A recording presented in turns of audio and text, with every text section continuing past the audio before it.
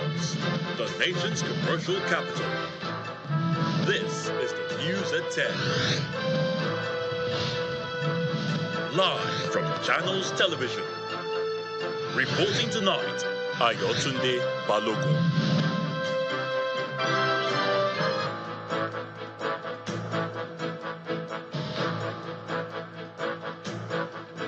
Hello and welcome. Tonight, President Bola Tinubu approves immediate rollout of National Construction and Household Support Program in a bid to provide urgent financial relief for Nigerians. National Assembly passes a bill for an act to amend the 2023 Budget and Supplementary Appropriation Act to further extend the implementation of the capital component to December the 31st this year. And supporters of the Minister of the FCT in Port Harcourt asked Governor Siminalayi Fubara to stop the blame game over an attempt to detonate a bomb at the Presidential Hotel in Port Harcourt. On business news tonight, Nigeria's central bank raises over 284 billion naira from yields-driven investments in latest Treasury bills auction amidst current economic conditions. On sports news tonight, former Super Eagles striker Osaze Odewinge hopes to make the senior PGA Tour as the 42-year-old becomes a professional golfer. And from the nation's capital, immediate past governor of Kogi State, Yahaya Bello, seeks transfer of alleged 80 billion naira fraud case to Lokoja, the Kogi State capital. And in international news from London, Kenyan police have fired tear gas to disperse crowds of protesters who have started gathering in the capital, Nairobi.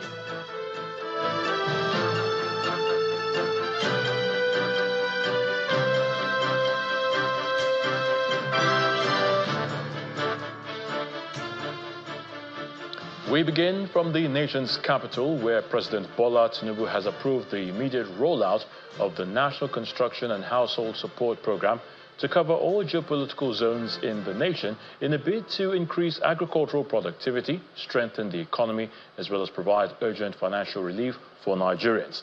Speaking during the National Economic Council meeting on Thursday, President Bola Tinubu urged state governors to work together to meet the needs of citizens, stating that he is willing to provide the needed support to ensure that Nigerians are relieved from hardship. Our State House correspondent, Larry Lasisi, has this report on the meeting.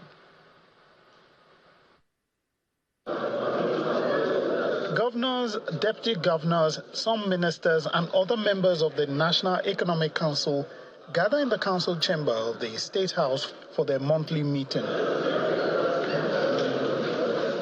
The Vice President, Kashim Shettima, the chair of the council, arrives and the meeting commences. About an hour later, President Bola Tinubu joined the meeting. A statement by his special advisor on media, Ajuri Ngelale, after the meeting, states that the president approved the immediate rollout of the National Construction and Household Support Program to cover all geopolitical zones in the country in a bid to increase agricultural productivity, strengthen the economy, as well as provide urgent financial relief for Nigerians.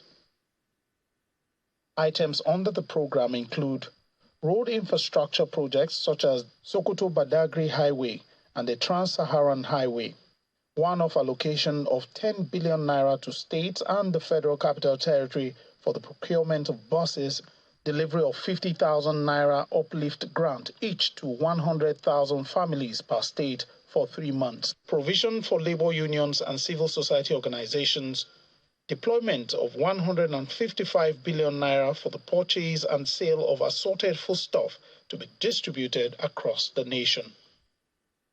The president also urged state governors to work together to meet the needs of citizens, stating that he is willing to provide the needed support to ensure that Nigerians are relieved of hardship. When the meeting came to an end, 3 governors and 2 ministers appeared to outline the resolutions reached. The Minister of Finance provides details of the excess crude account and other special accounts of government. As of now, there's basically $500,000 in that account, $500,000 US. the stabilization account has 28.7 billion naira, and the Natural Resources Development Fund has 53.9 billion naira. He also touched on payments to vulnerable Nigerians through the social register. That process has been strengthened, and it now needs speeding and scaling up given the situation in the country as far as inflation and elevated prices. And the governors agreed that they would accept the verified register, which they themselves have verified down to the ward level, that could be used. The Minister of Agriculture said Council was briefed on interventions by the federal government. I also briefed Council on the interventions on the 42,000 metric tons, of which all had been delivered to all the states, and then 20 trailers of rice per state, and then we have also released over 1,500,000 bags of fertilizer, which is under evacuation by the state governments. NEC also considered and approved the nomination of board members made up of governors from each of the 6 geopolitical zones for the Niger Delta Power Holding Company of Nigeria. From the Presidential Villa, Lanre Lasisi, Channels Television News. The National Assembly has passed a bill for an act to amend the 2023 Budget and Supplementary Appropriation Act to further extend the implementation of the capital components till December the 31st this year, 2024. Both chambers passed the 2 executive bills after first and second readings and a closed-door session to review the President's request. Meanwhile, the Senate has summoned a Guardian correspondent to its Committee on Information, Ethics and National Orientation to explain why disciplinary action should not be taken against him over an online publication on the purchase of a presidential jet, which it describes as false. Our correspondent, Gloria Omezoke, reports. Following 2 weeks of recess, the National Assembly resumes a new legislative session, days after the passing of the former Deputy Controller of Customs, Mr. Etop Essien, who slumped during an interface with the House of Representatives Committee on Public Accounts. A minute silence is observed in his honor. Etop Andrew, who died in the service of his fatherland, rest in perfect peace. The predominant business of the day is contained in a correspondence by President Bola Tinubu, who is seeking an extension of the implementation of the capital component of the 2023 Appropriation Act and supplementary budget. These bills, therefore, intend to further extend the implementation period of both acts and to allow for continued implementation for the maximum benefit of the country. We should, in passing the budget, put a clause that those to be employed, the projects to be implemented are purely that of capital. And we are extending the lifespan of the supplementary budget. The other issues of implementation are left to the executive. Similarly, in the House of Representatives, the debate on the extension of the bills took a different turn when the minority leader, backed by his caucus, asked that the bills be stepped down and reviewed.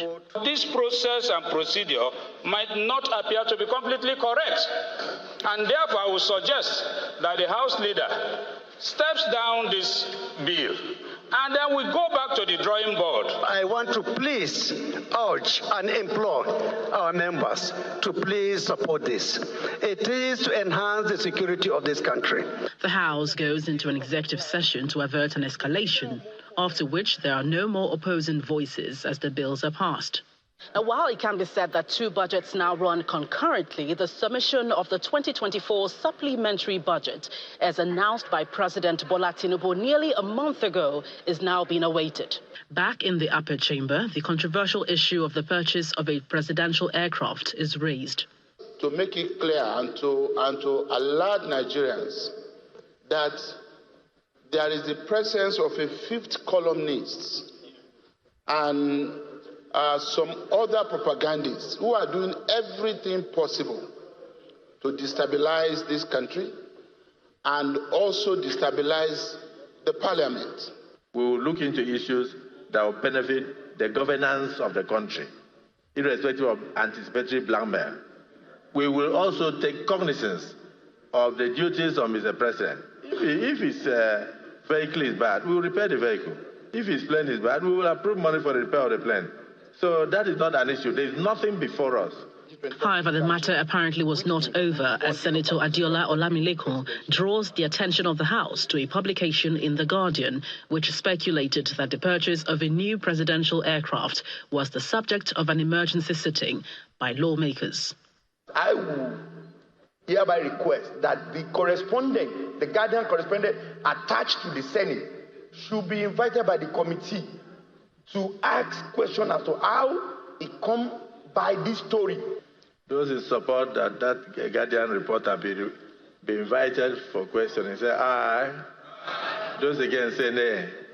The ayes have it. The Senate President has given the committee 1 week to report back. From the National Assembly, Gloria Umezuke, Channels Television News. Former lawmaker Senator Shehu Sani, who represented Kaduna Central at the 8th Senate, stated that the biggest mistake made by those who fought for democracy in Nigeria was rejecting the military's offer to take over power back in 1999. Senator Sani made this remark at the second edition of this Nigeria newspaper's lecture and awards event held in Abuja.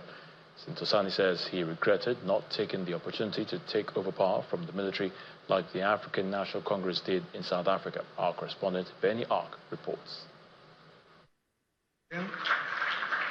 Dignitaries, including the Minister of the Federal Capital Territory, Mr. Nyesom Wike, and representatives of state governors, were honored as Distinguished Awardees 2024 at the second edition of this Nigeria Lecture and Awards at the Yaradua Center in Abuja, with the theme 25 Years of Unbroken Democracy, Challenges, Prospects, and Possibilities. The founder and publisher of this Nigerian newspaper, Mr. Eric Osaye, set the theme for the event just before the remarks of the chairman of the event, former head of state, General Abdulsalami Abubakar, who was represented by retired General Adamu Jida. We do not believe that we should just come here and give awards, and our awards don't come plenty. It is end.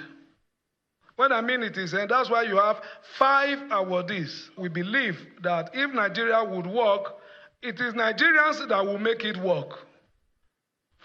If Nigeria won't work, it is Nigerians that won't make it work. For Nigeria, the past 25 years has been a testament to the resilience and strength of our democratic institutions.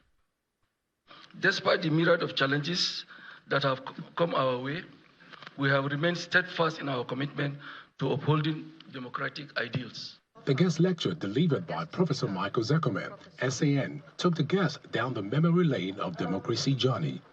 The children born from 1999 who are 25 today did not witness military juntas, repressive military governments that we fought throughout in the trenches.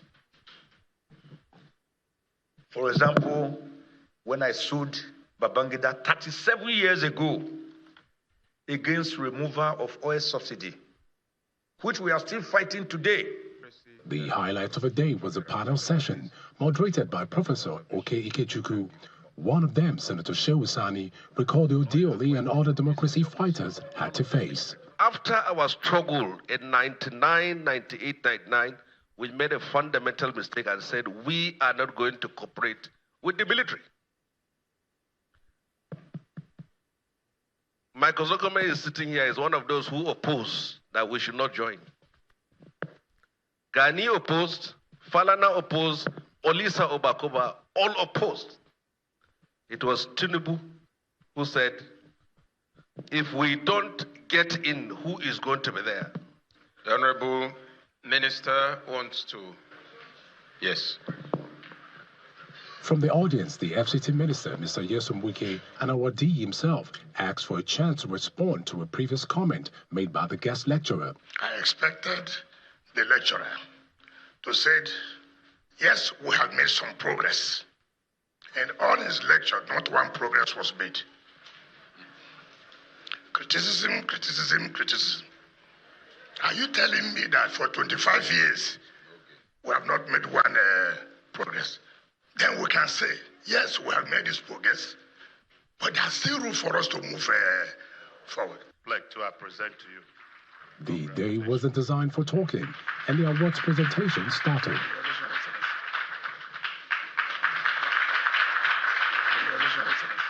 As Nigeria celebrated 25 years of uninterrupted democracy, the key message from the event emphasized the need to strengthen democratic institutions and processes for a prosperous and stable future for all. Benue Ark, Channels Television News. In part 2 after the break, Chief of Army Staff Lieutenant General Tauri.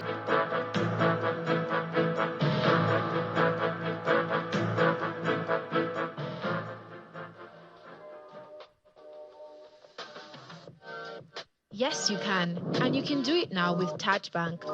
Open an account with as little as 500 Naira and earn profits with the Mudaraba Savings Account with Taj Bank. Enjoy zero account maintenance, withdraw as many times as possible and still get profit. Offer is open to both new and existing customers. Open an account by downloading the Tajway app on Play Store, the Apple Store, or walk into any Taj Bank branch closest to you. Taj Bank, our only interest is you. Don't worry, we'll talk later, yeah? Buddy, how far? Give me small spot, I beg. Make I play game, I beg. Oh, yeah, now. Thanks, G. Yo, season 5 don't come out. Buddy, how far now? I got you. Buddy, I beg, make I connect, I beg. I need to stream.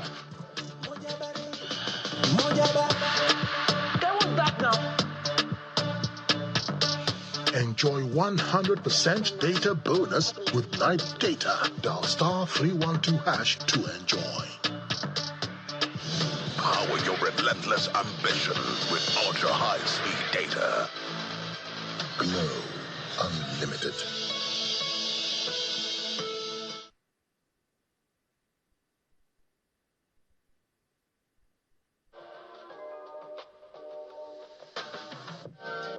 Yes, you can. And you can do it now with Taj Bank. Open an account with as little as 500 Naira and earn profits with the Mudaraba Savings Account with Taj Bank. Enjoy zero account maintenance, withdraw as many times as possible and still get profit. Offer is open to both new and existing customers. Open an account by downloading the Tajway app on Play Store, the Apple Store, or walk into any Taj Bank branch closest to you. Taj Bank, our only interest is you.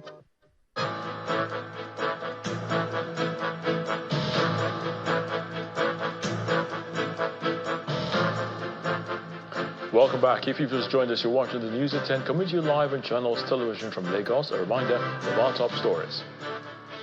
President Bola Tinubu approves immediate rollout of National Construction and Household Support Program in a bid to provide urgent financial relief for Nigerians. National Assembly passes a bill for an act to amend the 2023 Budget and Supplementary Appropriation Act to further extend the implementation of the capital component to December the 31st this year. Supporters of the FCT minister in Port Harcourt asked Governor Siminalayi Fubara to stop the blame game over an attempt to detonate a bomb at the presidential hotel in Port Harcourt. And US President Joe Biden and former President Donald Trump to square off for the first televised debate of the 2024 US election.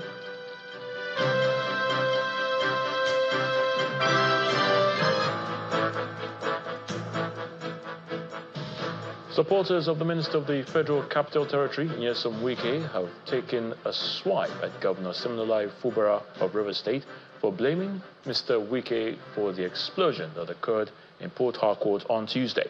Speaking under the auspices of Rivers Leaders Forum, the leader of the group, Mr. Olakawogu, expressed dismay over the repeated accusations against the minister and asked Governor Fubara to take responsibility for protecting the lives and property of residents of the state. If a governor says the main aim of the march was to bomb Presidential Hotel, where he housed the members of Senate Committee on Privatization and Commercialization, how do anybody know that he housed his guests at Presidential Hotel? It's the governor and the Commissioner for Health, the police detectives and other security agencies. Commissioner for Health addressed a press conference to say that an explosion has taken place and instructed that all health establishments in Rivers State should watch out. In less than 1 hour, only them have arrested someone. In less than 1 hour, they have cordoned in everywhere. They would allow Nigerian police force and other security agencies to do their work. The Rivers people are tired of this drama. In the same manner, when the governor heard about his impeachment in the State House of Assembly, of course, he orchestrated the bombing of the assembly and promised Rivers people that he was going to set up an investigative team to fish out the culprits. From October 2019 date, we have not heard anything about it.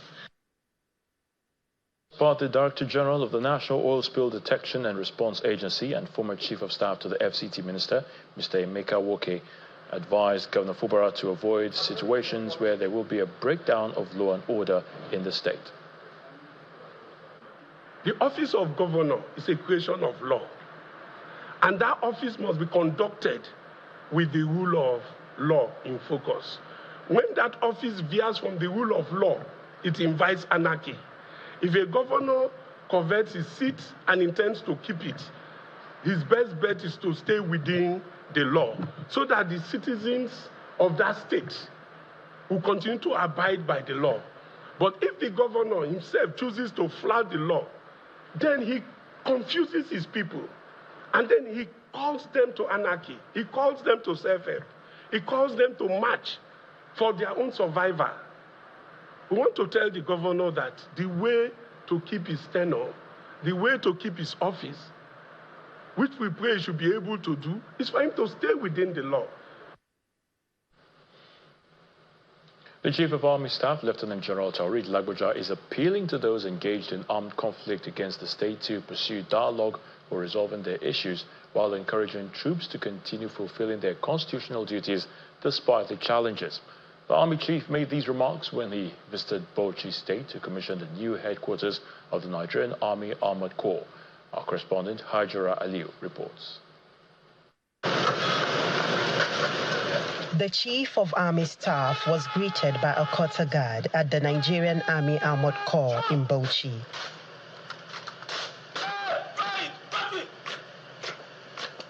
He then met with other special guests, including the Sultan of Sokoto, for the official engagement. Request the commander to please invite the Sultan of Sokoto to the podium. The Sultan urged collaboration between the army and the traditional institutions during recruitment process. He also asked the citizens to respect the military and what it represents. I want to suggest to the Chief Army Staff, recruitment situation or procedure in the army has to be streamlined. You must use the traditional rulers of everybody, of everywhere. They are the ones who know the good people, who know the bad people. There are so many of such criminals who will come in with papers, forged papers, go for recruitment with forged certificates, and they got into the army, and then when they get to their unit, too bad. These are people who turn to killing innocent people and collecting their money. When the Army Chief made his remarks, he focused on working solutions to the spate of requests for change from the Armored Corps. What is actually responsible for the recent quest to change from the Armor to other corps? What has happened to the Armor spirit, pride, family value, and culture that used to make almost every passing out cadet of the Nigerian Defense Academy dream of adorning the black beret and the fat, yellow, and ox blood red lion? The Bauchi state government used the opportunity to reaffirm support for the army. We acknowledge the importance of a secure and peaceable environment for the development and the prosperity of our people. And we are determined to continue working hand in hand with the army to achieve this noble goal. Time to officially commission the newly built Nigerian Army Armored Corps headquarters. To the glory of God and the benefit of humanity. The army chief again went on to address the troops, and after the event, he had a few words for journalists. My appeal to Nigerians who have taken up arms against the state is that they see reason that it's only an atmosphere of peace that the economy can thrive, we can experience progress, and all those things that they desire from the government, from the state, can be realized. So I appeal to them that they should drop their arms and seek dialogue and other means through which their grievances can be addressed. The official engagement in Bauchi will continue later with the reunion and pulling out parade. Hajara Aliyu, Channels Television News. Time now to head to the nation's capital, and Terry Kumi is standing by to give us the very latest from our Abuja studios. Hello, Terry. Hello, Ayo. Let's go to the courts. The immediate past governor of Kogi State, Yahaya Bello, has asked the Chief Judge of the Federal High Court to transfer his trial for alleged money laundering to Lokoja, the Kogi State capital. Mr. Bello says he prefers to be arraigned in Lokoja, which is where the alleged offense was committed.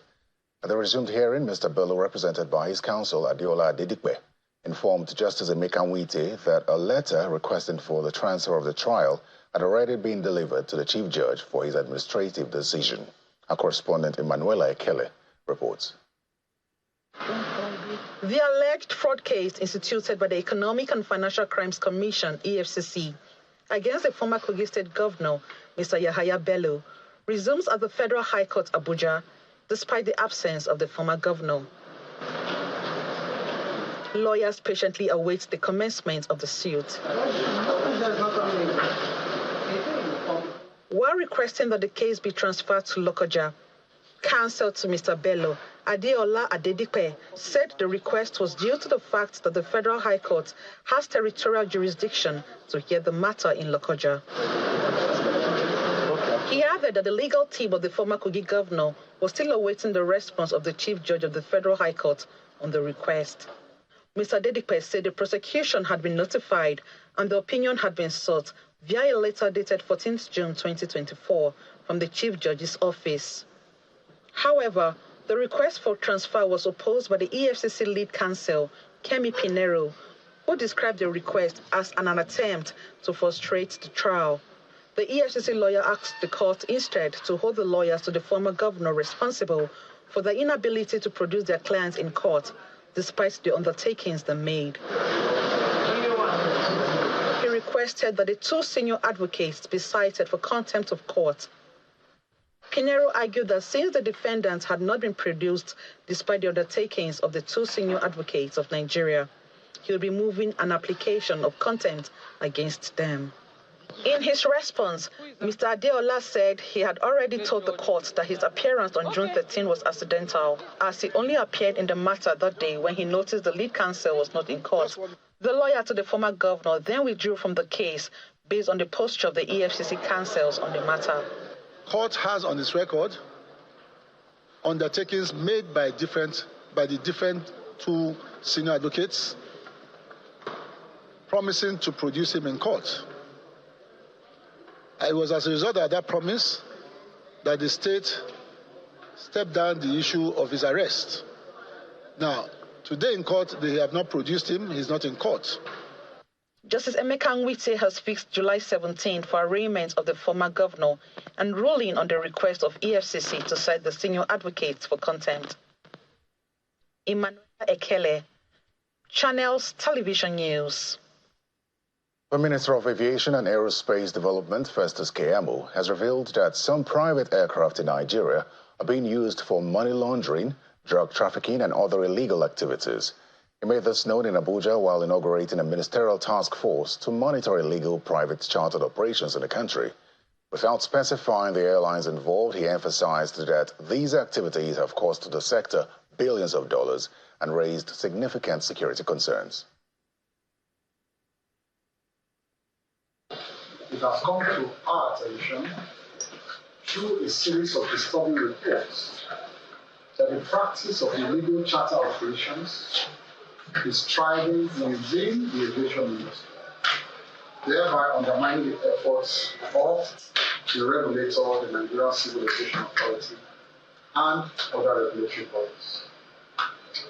These illicit activities have not only resulted in significant financial losses to the federal government, but have also raised security and safety concerns as the operations of private aircraft owners have remained largely unchecked and unregulated.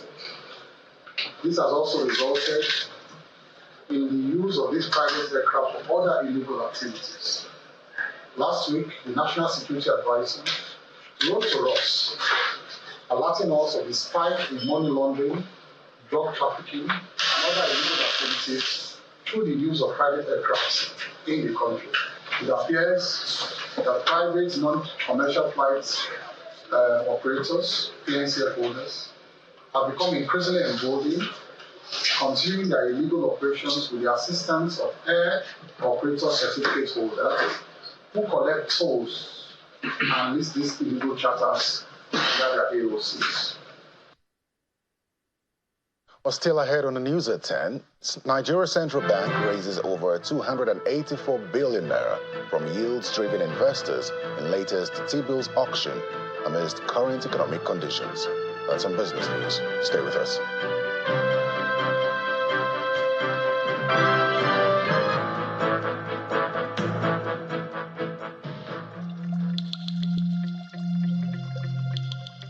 The Duchess International Hospital caters to every aspect of the family's health needs. A one-stop shop for maternity and child health services, emergency medicine and critical care, medical and surgical subspecialties, dental and eye care, and a range of other subspecialties and services, all available at a single location right here in the heart of Ikeja. And it really doesn't matter if you're paying out of pocket using your HMO or private insurance. We focus completely on providing that world-class affordable healthcare for all the family at all times.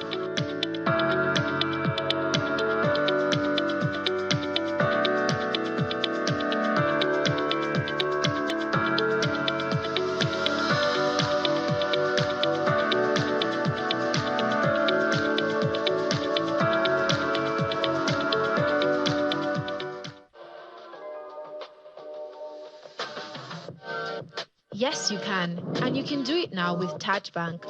Open an account with as little as 500 naira and earn profits with the Mudaraba savings account with Taj Bank. Enjoy zero account maintenance, withdraw as many times as possible and still get profit. Offer is open to both new and existing customers. Open an account by downloading the Tajway app on Play Store, the Apple Store, or walk into any Taj Bank branch closest to you. Taj Bank, our only interest is you.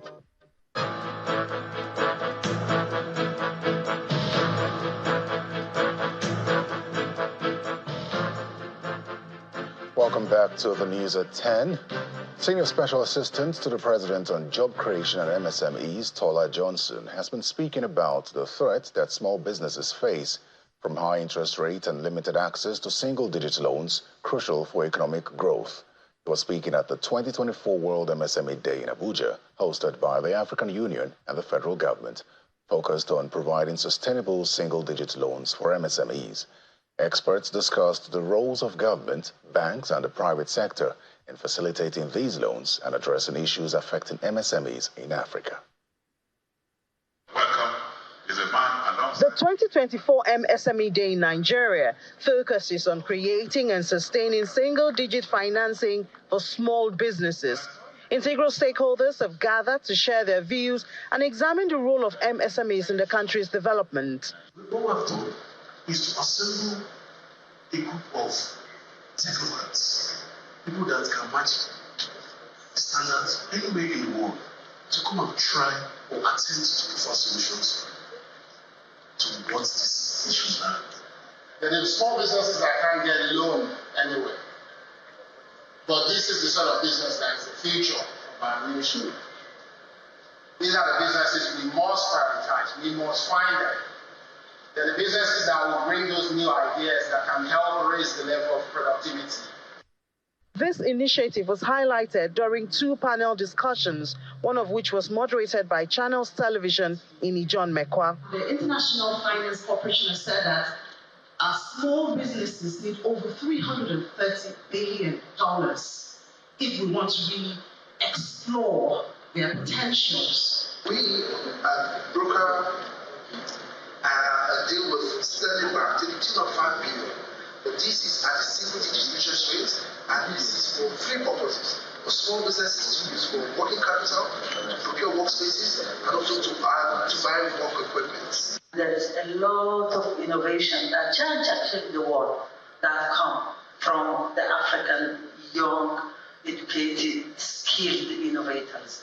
But what happens is actually they do not receive from us, and when I say us, it's the member states and it's the financing institutions that they do not receive actually what they need, and we lose this innovation.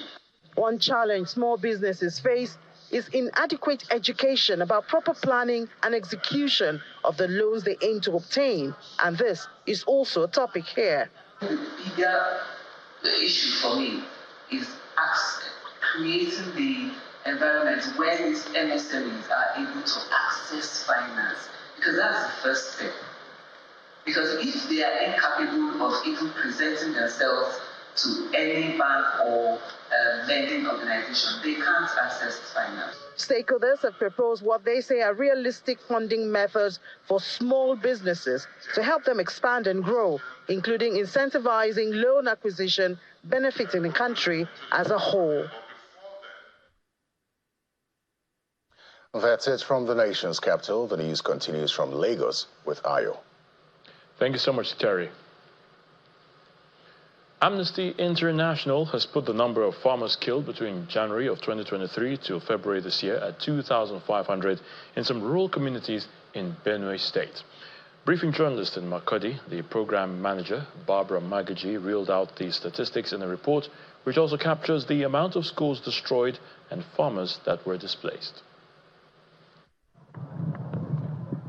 In the last decade, attacks on rural communities in Benue State have left a lot of farmers and their families displaced. Many have even been killed.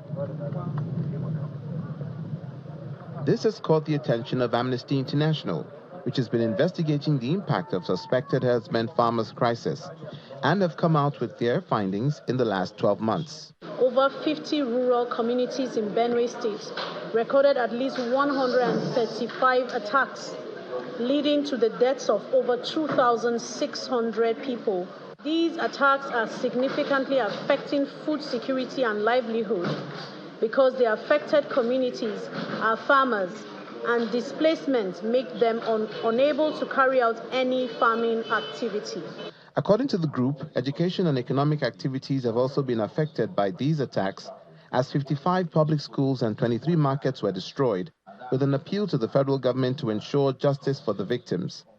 According to the Ministry of Education and Benue State Teaching Service Board, at least 55 schools have been destroyed by armed attackers or closed down due to insecurity, leaving hundreds of children out of school.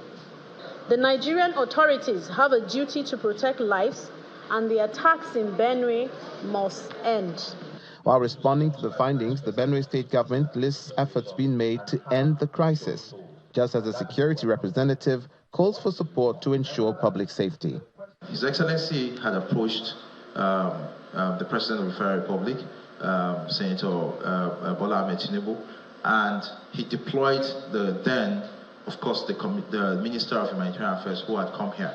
And we have the first dignity settlement that the government has approved for building for IDPs who are willing to resettle there. Yeah, we are working around the clock assiduously with other security agencies, to ensure that crime and criminality in the state is brought to the various minimum. The Benue state government adds that the multi-level approach adopted by the administration of Governor Hyacinth Alia has helped to enroll the state into the National Emergency Response Plan of the federal government. Rex Insurance, one of Nigeria's leading risk cover providers, has unveiled its new office complex and launched a brand new logo in Lagos. The ceremony, which took place at the company's headquarters in Victoria Island, had the management and representative of the Lagos State Governor present. The chairman and managing director of Rex Insurance say the coming of the office complex represents a new era as well as revamping operations of the insurance company.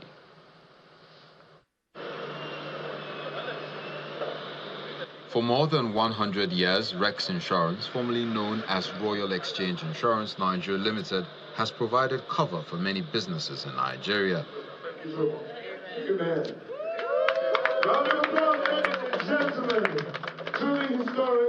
The company says with the coming of the new office building located in the heart of Victoria Island, Lagos, the company is set to deliver best quality services.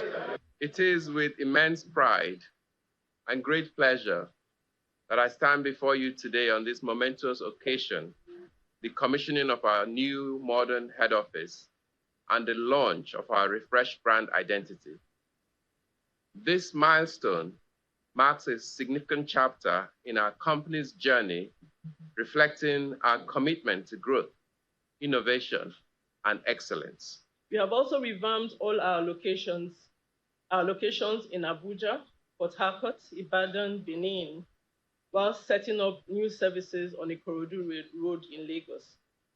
All of these ongoing processes is to ensure that we maintain the same standards across the nation.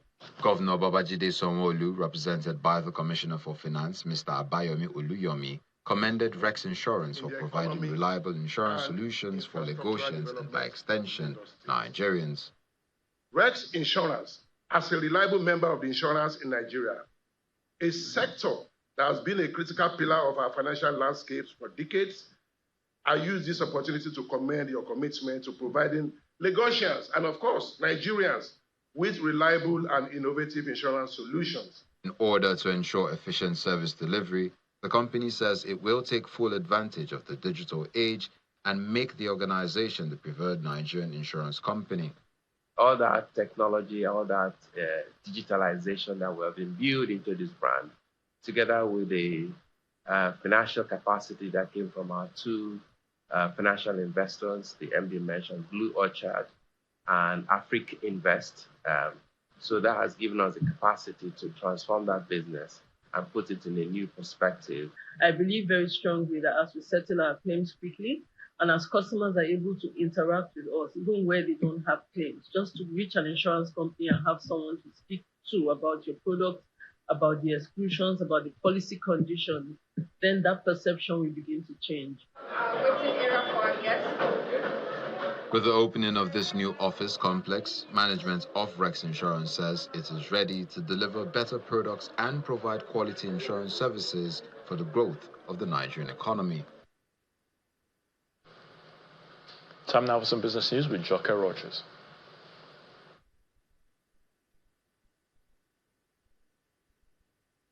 Banking, so easy, so simple. Dial *894# now to experience it. You first, First Bank.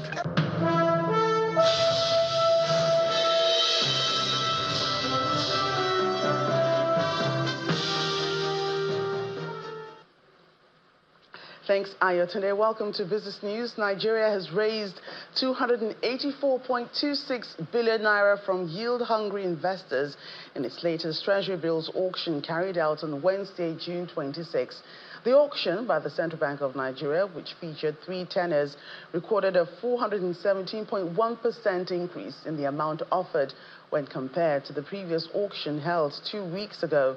According to the result released by the Debt Management Office, the auction attracted significant investor interest, with the total subscription amounting to 773.9 billion naira, far surpassing the total offer of 228.72 billion. The Lagos Free Trade Zone of the Nigeria Customs Service says it generated 115 billion naira in revenue over the past 6 months. This was disclosed by its Customs Area Controller, Olanrewaju Olumo, during a stakeholders' engagement in the Free Trade Zone. He explained that for Lekki Port, an initial revenue target of 6.61 billion naira was revised to 8.26 billion naira, while the sum of 74.6 billion naira has been generated as revenue from the port from January to date. The Director General of the Securities and Exchange Commission, Emamotimi Agama, says Nigeria's cryptocurrency market is now estimated to be worth over $400 million, with a significant portion of the population involved in crypto trading and transactions. Speaking at the annual conference of the Association of Capital Market Academics of Nigeria in Abuja, the SECDG forecast that the volume of the cryptocurrency market in the country will hit $52.5 million in 2028, indicating a 12.66% increase between this year and that period. He says despite economic challenges, Nigeria has emerged as one of the leading countries globally in terms of crypto and adoption and volume of transactions. The Nigerian Exchange Limited says the total domestic and foreign portfolio transactions in the equities market amounted to 355.38 billion naira in May 2024. This was revealed in the latest domestic and foreign portfolio investment report. According to the NGX, the total volume of transactions at the nation's bourse increased by 2.63% from 346.23 billion naira in April 2024.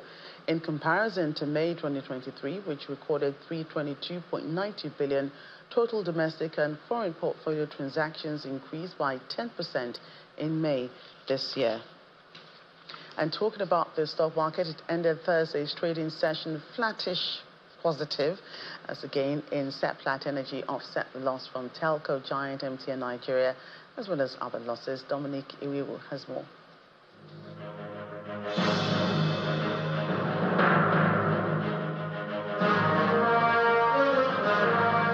Welcome to the Stock Market Report. I'm Dominic Iwiwu. The domestic equities markets managed to sustain the positive trend seen on Wednesday, despite losses in MTN Nigeria, to close at 0.01% at 99,396 points, adding 6 billion naira to the market's capitalization to close at 56.227 trillion naira. The positive close is all thanks largely to the oil and gas giant Seplat Energy. The company's shares rose, making the oil and gas counter to close at 5.71%. The consumer goods counter is also in the green to close at 0.21%, and the banking sector also grew 1.12% thanks to gains from 4 out of the full gas companies. And of course, we have the gainers and losers for today. Friday is the final trading day for the week and the last one for the month of June. Let's hope the bull can maintain its presence, and today the bull is still king.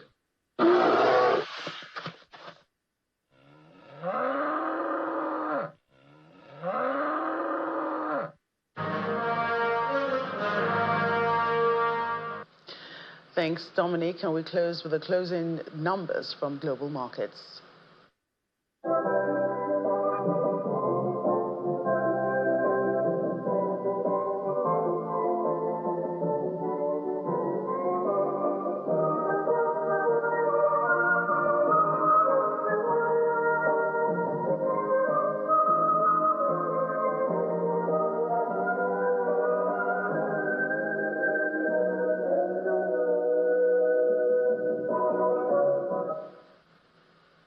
That's business news tonight. Ayotunde, back to you.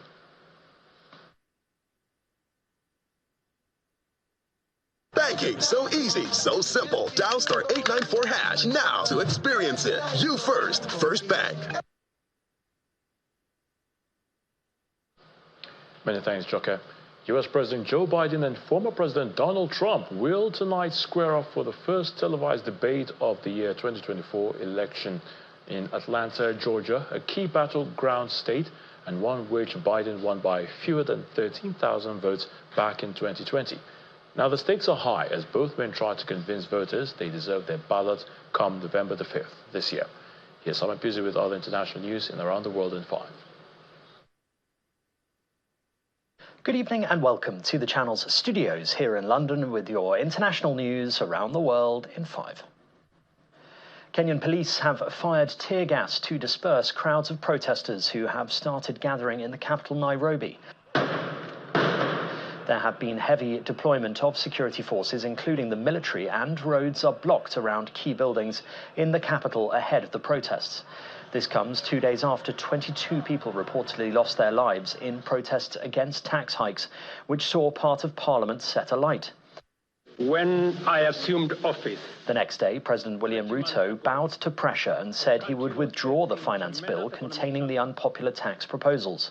The demonstrators had vowed to gather again in the city centre to mourn those killed. Bolivian police have arrested the leader of an apparent attempted coup hours after the presidential palace in La Paz was stormed by soldiers. Hundreds of troops and armoured vehicles had taken up position on Murillo Square, where key government buildings are located. One armoured vehicle smashed down the main gate of the presidential palace, allowing soldiers to enter. They all later withdrew. The rebel military leader in charge had said he wanted to restructure democracy and that while he respected President Luis Echo for now, there would be a change of government. He was later arrested seconds after telling reporters the military had intervened at the president's request. Paris Hilton has called for change to youth treatment facilities and described her own traumatic experience of alleged abuse before a U.S. congressional committee. I know from personal experience the harm that is caused by being placed in youth residential treatment facilities. The American socialite and businesswoman said she was force-fed medications and sexually abused by staff after being sent to a private youth facility in Utah as a teenager. Her testimony shines a light on the so-called troubled teen industry. The 43-year-old accused the industry, which is worth billions of dollars, of being more interested in making money than protecting and caring for vulnerable children it is responsible for. At least one person has been killed and 20 others injured after a cable car crashed in Colombia. Officials said the cable car in Medellin, which was part of the city's public transport system, failed and plunged into a pavement next to a station platform. There were 10 people in the car when it fell, according to the city's mayor, but it is not yet known if the person who died was on board or on the ground. The hospitals say a 55-year-old man died of multiple injuries. A $5 million reward is being offered in the hunt for a fugitive known as Crypto Queen. Applause, please! Ruja Ignatova, who has German citizenship, has been on the FBI's top 10 most wanted list since 2022 for fraud and money laundering. She is accused of defrauding investors out of $4 billion by selling a fake cryptocurrency called OneCoin. The US agency has called OneCoin one of the largest global fraud schemes in history. The US actor Bill Cobbs, who appeared in Night at the Museum and The Bodyguard, has died aged 90. You know, my hearing's not what it was. His agent confirmed the actor died on Tuesday evening in California, surrounded by his family. Cobbs played Whitney Houston's manager, Bill Devaney, in the 1992 film The Bodyguard, which also starred Kevin Costner. The actor's other film credits include Air Bud, Sunshine State, and Get Low. He also appeared in episodes of The West Wing, The Sopranos, LA Law, One Tree Hill, NYPD Blue, 6 Feet Under, CSI, and Star Trek. Cobbs notched up around 200 film and television credits and was regularly cast in small but pivotal roles. And the King and Queen have kissed the Emperor and Empress of Japan goodbye as their official 3-day state visit drew to a close. Charles and Camilla bid farewell to their guests on the steps of Buckingham Palace after the foreign head of state and his wife had spent the past few days touring the capital. The King hosted a state banquet for his guests and in a speech praised the close bond between the UK and Japan. Perhaps you would allow me to note one particular individual who turns 50 this year.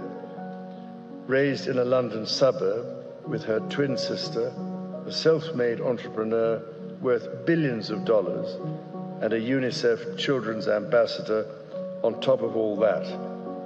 So I can only wish a very happy birthday to Hello Kitty. And that's your international news around the world in 5. Now back to the channel's studios in Lagos.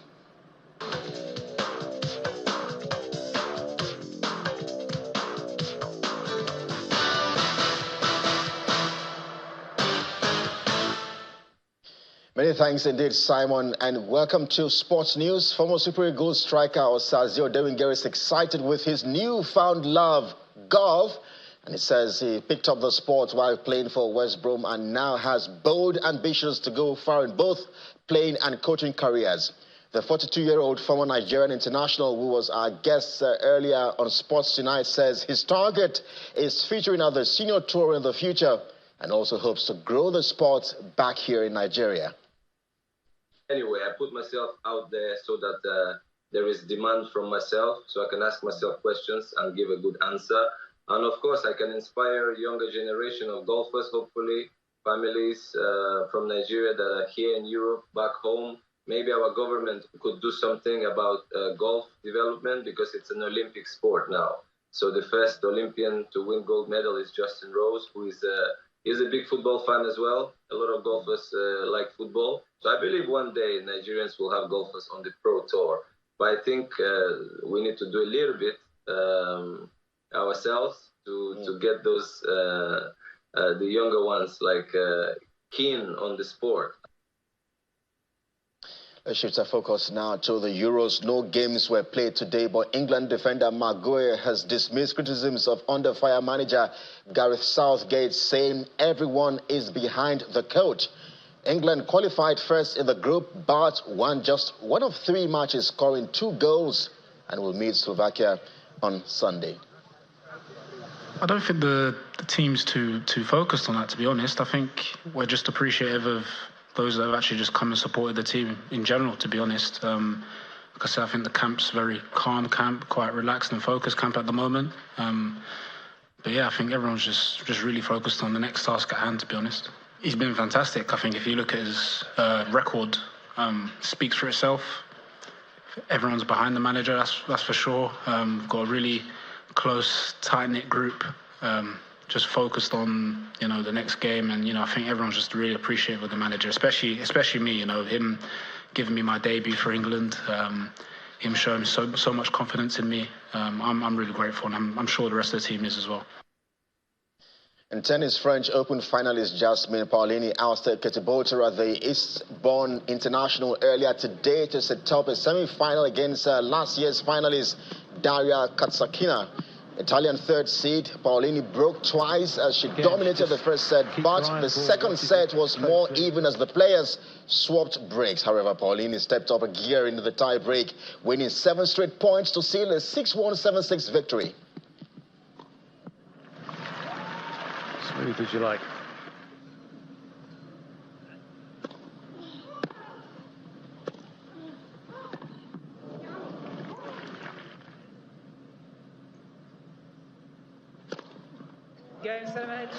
A lovely way to seal it and a big smile to celebrate it. It's Jasmine Paolini who reaches her first ever grass court semi-final. The International Olympic Committee has cleared 22 Russian and 17 Belarusian athletes to compete at the Paris Olympics under a neutral banner. A second list of names authorized to take part in the July 26 to August 11 showpiece include competitors from tennis, shooting and rowing. The first list, which was published on June 15, was limited to 4 disciplines: wrestling, weightlifting, cycling and trampoline. And that's your Sporting Tonight. I'm Kelly Egiga. It's back to you today.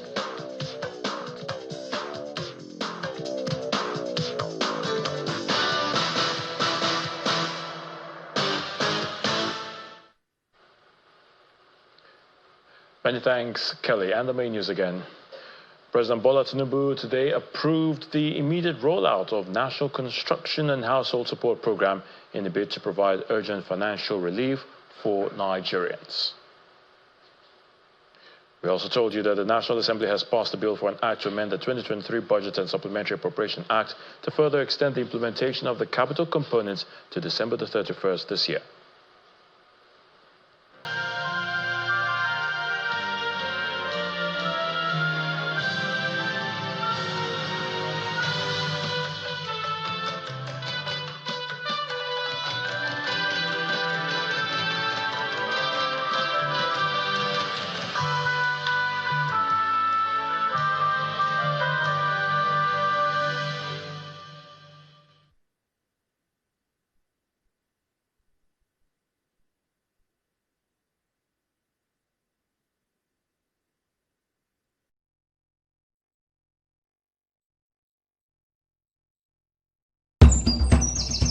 No matter where they are, if it concerns the people, we are there.